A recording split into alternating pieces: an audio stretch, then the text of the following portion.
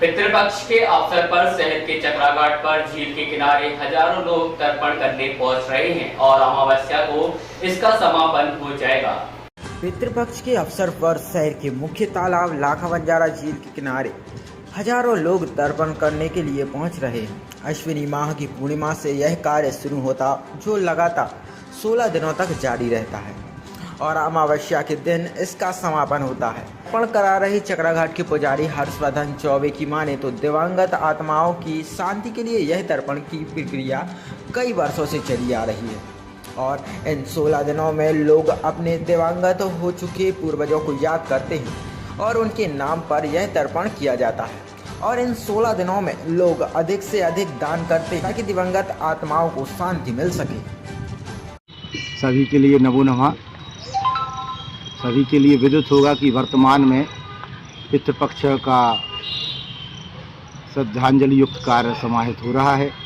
वह साधक जिनके जातकों ने जन्म लेकर मृत्यु प्राप्त की, उनके प्रति कृतज्ञता के भाव को श्रा नाम की धातु से श्राद्ध कर्म को श्रद्धा में समाहित करके पुष्पांजलि दी जा रही है। उसी क्रम में आश्विन मास के कृष्ण पक्ष की कुमार की कृष्ण पक्ष की एकादशी से अमावस्या तक अंतिम 5 दिन पंच प्राण तिथियों के रूप में जाने जाते हैं और इन पंच प्राण तिथियों में एकादशी से अमावस्या तक क्रमशः व्यक्ति विशेष तिथियों का आह्वान होता है। एकादशी यतियों के भीष्म पितामह के रूप में, जिन्होंने महाभारत के युद्ध में सरपंज अर्थात बाण पर सोते हुए राजधर्म, मोक्ष धर्म और दान धर्म नाम के 3 तत्वों का समानुभाव किया, जिससे देवऋण, पितृण और ऋषि ऋण का कार्य समायोजित हुआ।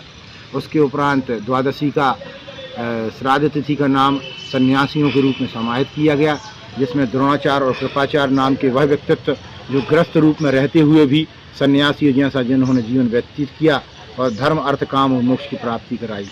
उसके उपरांत त्रयोदशी का श्राद्ध नारद मुनि और वामन मुनि के रूप में समाहित, जिन्होंने ओम नमो भगवते वासुदेवाय का मूल मंत्र और साथ में निश्चय करके उन्होंने उस आत्मविश्वास रूपी शब्द को समाहित कराया, जिसके प्राप्त करने से व्यक्ति धर्म, अर्थ, काम और मोक्ष की प्राप्ति और पितरों की प्रति कृतज्ञता के भाव को प्राप्त कर लेता है। पंडित जी, आपको लगभग कितने साल हो गए चक्राघाट में पानी दिलाते हुए? कितनी पीढ़ी है आपकी?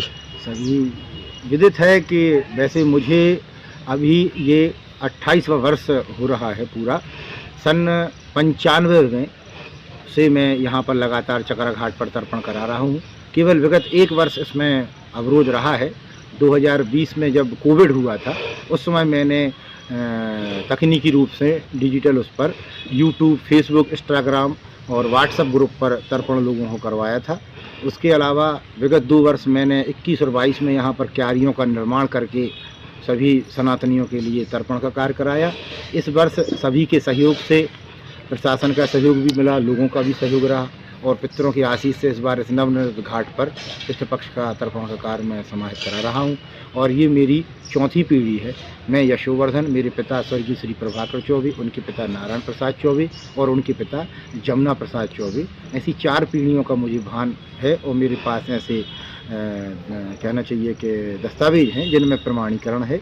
और इसके साथ ही यहाँ पर मैंने जो अभी आपको बताया, चतुर्दशी जो तिथि है वह है हत्या, आत्महत्या और दुर्घटना में जिनके प्राण निकल जाते हैं उनके लिए मनाया जाता है। पितृमोक्ष, ज्ञात अज्ञात, जिनकी तिथि का ज्ञान है वो और जिनकी तिथि का ज्ञान नहीं है वो, और जिनकी क्रिया नहीं हो पाई, उदाहरण स्वरूप जैसे कई जातक बाढ़ में बह जाते हैं, रेल दुर्घटना का शिकार हो जाते हैं, या यूँ कहें जिनके शव ना मिल पाएँ, उनकी तिथि को विशेष रूप से अमावस्या के दिन मनाया जाता है।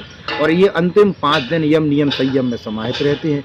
जो जातक जो कार्य करता है उसके प्रति पूर्ण निष्ठा रखकर अपने पितरों के प्रति पूर्ण श्रद्धा और श्रद्धांजलि का समावेश पितृमोक्ष अमावस्या के दिन जो भी नियम उसने लिए उनको परिपूर्णता के साथ करता है। पंडित जी, क्या कारण है आपके पास देखने में मिलता है काफ़ी भक्त लोग आते हैं और रोज आपके पास मतलब सुबह निरंतर आप 4 बजे से क्रिया शुरू करा देते हैं और अभी हम देख रहे हैं दिन के 12 बजे है, आप निरंतर धूप में खड़े होकर और मतलब आप अपने कर्म से पीछे नहीं हटते हैं।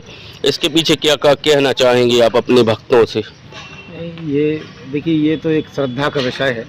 जैसे एक विद्यार्थी एक कक्ष में रहता है, एक शिक्षक एक कक्ष में रहता है और बहुत से उसके विद्यार्थी रहते हैं, सभी विद्यार्थियों को वो एक अनुशासन में देता है। कई विद्यार्थी आगे निकलते हैं, कई पीछे निकलते हैं, कई बीच में रह जाते हैं। ऐसे ही ये तर्पण का कार्य है, सबकी श्रद्धा का भाव है। पूर्वजों का मुझे आशीष मिला है, या यूं कहें कि परमपिता परमेश्वर विश्वदेव जो इसके अधिष्ठाता देव कहे हैं, उनकी विशेष कृपा है कि मैं पूर्ण यम नियम संयम से समाहित रहता हूं और पूर्ण रूप से अनुशासन में रहकर सभी नियमों को पहले मैं स्वयं आत्मसात करता हूं, उसके बाद अपने यजमानों को भी पूर्ण कहना चाहिए कड़ाई के साथ उनका पालन कराता हूं, जिससे प्रभु की क्रिया सफलता के रूप में मुझे प्राप्त होती है। मेरा सौभाग्य है कि मैं एक विप्र कुल में मैंने जन्म लिया और उस कुल में भी मैं उन कर्मकांडियों का वंशज हूँ जिन्होंने इस पितृकर्म को अपनी धरा गंगा के रूप में समाहित कर इस सागर में पितृपक्ष को एक दिशा और दशा दी। और यजमानों का विश्वास है और प्रभु का विशेष ज्ञान और प्रभु की कृपा है जो आज यहाँ पर सब लोग आते हैं और तर्पण बहुत अच्छे से आनंद से करते हैं। यजमानों का भी बहुत सहयोग और उनकी ज्ञानशीलता मुझे प्राप्त होती है, उनसे भी मुझे कुछ सीखने को मिलता है। आखिरी तर्पण कितनी तारीख को रहेगा और कितने बजे से कितने बजे तक चलेगा? पितृमोक्ष अमावस्या का अंतिम दिन का कार्य जो है वह शनिवार दिनांक 14 अक्टूबर 2023 को रहेगा, जिसमें सर्वपैतृ अमावस्या रहेगी।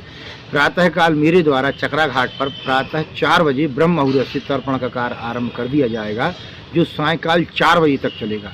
कारण वैसे तो अन्य दिनों में पूर्वाह्न तक का कार्य रहता है, मतलब दोपहर में 1 बजे तक तर्पण किया जा सकता है, परंतु पितृमोक्ष अमावस्या को विशेष भगवान की कृपा प्राप्त होती है कि उस दिन सर्वपैतृ पितरों का विसर्जन किया जाता है।